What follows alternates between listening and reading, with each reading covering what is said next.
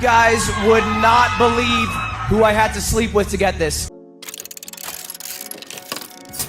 I'll hit the stop streaming button for the last time ever. I lived my life on stream for a month. And then I thought from then on, I was gonna be the biggest streamer in the world.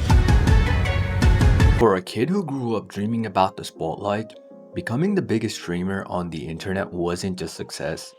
It felt inevitable. Like the internet developers reached down, checked the analytics and said, yeah, that's the one. He's loud, Thank you for this award. committed, and clearly needs us emotionally.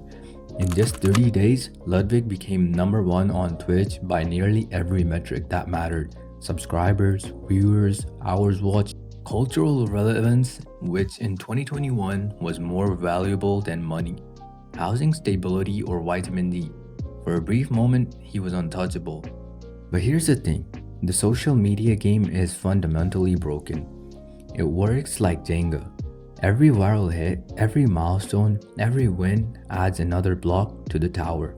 And the higher you climb, the more impressive it looks, right up until the whole thing collapses under its own weight. Ludwig wasn't just chasing views. His sense of worth was measured by them. And that's the trap.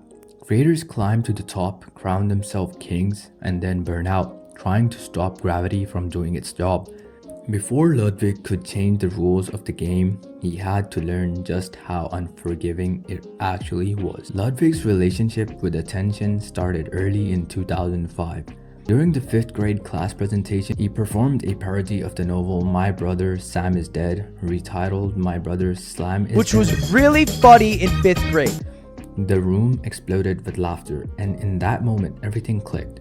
The dopamine hit, the spotlight turned on, the addiction formed. From then on, Ludwig chased stages wherever they existed. Choir, theater, pep rallies, school assemblies. Alright, up next we have the interview portion, where all contestants will be lined up and at random selected with the spotlight to answer a question.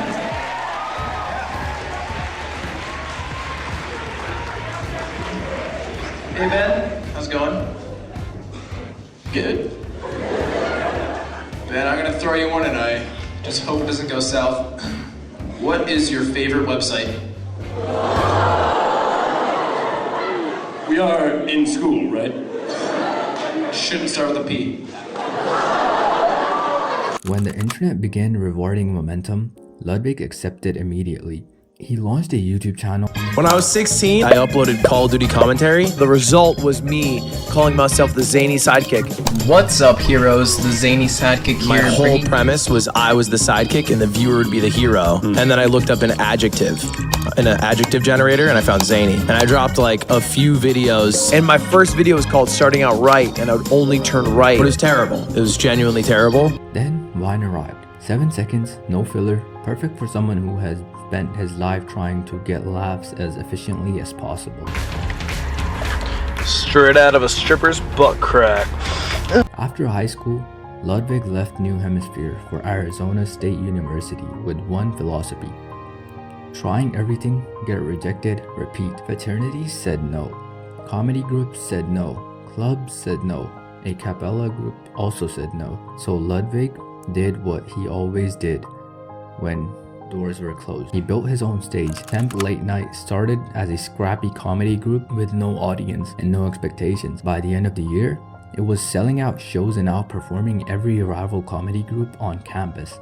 Once again, Ludwig had climbed to the top. Before, his dream was never college comedy. It was late night, a live audience, his name in lights, Fallon, Kimmel, Letterman. Then fate intervened in the form of a plastic disc from 2001, Super Smash Bros. Melee. What began as a casual hobby turned into an obsession. Moments in Smash, top 10 kills, KOs, whatever. And that got way more traction. Yeah, I made like 2.5 thousand in college. I was like, I made a couple grand, bro. Yeah. It's like the hustle, the grosso. Like, I'm just grinding out here, fellas. I'm dog shit. I'm bad. White people said, Maybe the lotion. maybe they'll lotion up. You lotion your boy before the set? 5-minute break, you can lotion right now. The quiz is a quizzical. What's a test? Slowly, his name spread. not as a player, but as a personality. With that came a proximity to bigger names. For a long time, Ludwig wasn't the guy. He was friends with the guy. I love Slime. Have you met Slime? I've met Slime. I'm a big fan of Slime. Okay, yeah, he's a legend. After graduating college, Ludwig moved to LA for his first real job, running a website for a wine and spirits magazine. It lasted weeks. He got fired, possibly for breaking the site, possibly for lying on his resume, possibly because the universe sensed momentum and decided to interfere. I moved to LA for this job. I don't have anything. What followed was a stretch of instability, odd jobs, rent, and anxiety, streaming on the side. Always choose survival over ambition. Eventually, he made a deal with himself, saved $10,000, then go all in. He almost made it.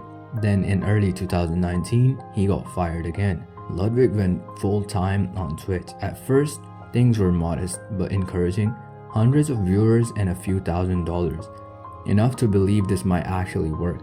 Then came the first major shift. Collaboration. My first time meeting Cutie Cinderella. Much before ever meeting in person, we met online.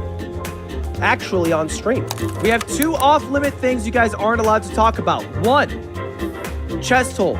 2, the pimple, okay? That's it. It's ringing. I heard you have a chest hole. What the chat?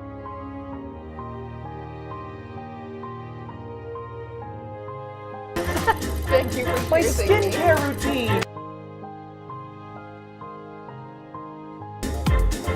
By the end of 2019, he averaged over 3,000 viewers. Then 2020 happened. The world shut down, the internet didn't. Twitch exploded almost overnight, and Ludwig was perfectly positioned. His breakout came with PogChamps, an online chess tournament that somehow turned chess into appointment viewing. He beat XQC, reached the finals against Moist Critical, and pulled over 72,000 live viewers. He lost the match, but he won the moment. From there, everything accelerated. Among Us, viral segments, weekly formats, relentless consistency. From July to December, Ludwig streamed 175 out of 183 days. By the end of the year, he had reached 1 million Twitch followers and 1 million YouTube subscribers. He had made it, so he took a break. The plan was simple: visit family, go skiing in Maine, rest. Instead, his appendix nearly burst. Emergency surgery, hospital stay, weeks off stream. Everything went fine medically, but algorithmically, not so much. When Ludwig returned, the numbers were down, not catastrophic, not dramatic, just enough to trigger panic. Because in the creator economy, stability is an illusion, and even a small dip feels like a free fall. Whether it was fear, ego, or pure survival instinct, something snapped. Ludwig decided to do something no one had done before. Hey, for the first time ever, we are going to do an uncapped subathon, where every time somebody subs, the stream's length increases. The moment you put your $5 in, a number on the screen increases in time. The timer ticks up. In my mind, I made every sub 30 seconds, and then I went to bed and I woke up and the timer like tripled. Almost 43,000 subs. Yeah, I think we've gone up 10,000 subs.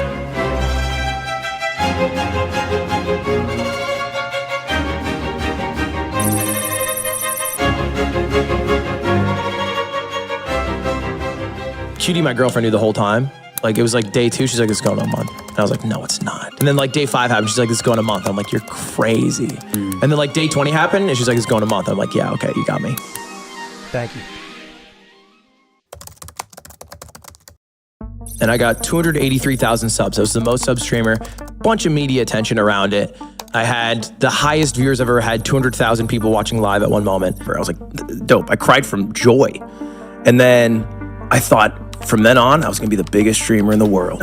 And if you guys want more content like this, please remember to drop a sub to the channel, as it's really appreciated.